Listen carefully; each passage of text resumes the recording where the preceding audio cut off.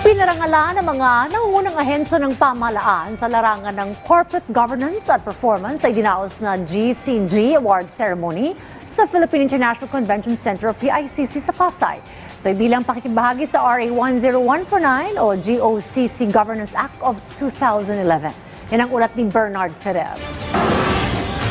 Bilang bahagi ng RA 10149 o GOCC Governance Act of 2011 na isinulong ang responsableng pamamahala ng government-owned and controlled corporations o GOCCs, idinaos ang taunang GCG Award Ceremony sa Philippine International Convention Center sa Pasay. Dito kinilala ang mga nangungunang ahensya ng pamahalaan sa larangan ng corporate governance at performance. They should continue to perform if it is possible for them to do better.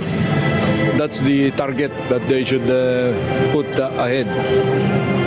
Kasi very important ang GOCC system natin. Dumalo sa seremonyang nasa 4 individual, kabilang ang mga chairperson, board member at presidente ng mga GOCC.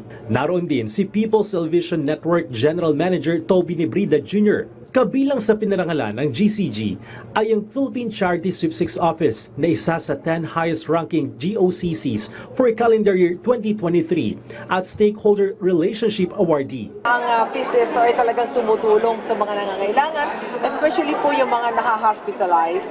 Nandyan po kami at hindi po namin yan pinapabayaan. We're doing our best na masatisfy po lahat na pupunta tumingi ng tulong po sa PCSO. Muling tinayak ng PCSO ang kanilang commitment sa ilalim ng bagong Pilipinas ng administrasyon ni Pangulong Ferdinand R. Marcos Jr., lalo na ang pagbibigay ng mga ambulansya sa local government units upang mabilis na matugunan ang pangailangan ng mga mahihirap nating kababayan. Bernard Ferrer para sa Pambansang TV sa Bagong Pilipinas.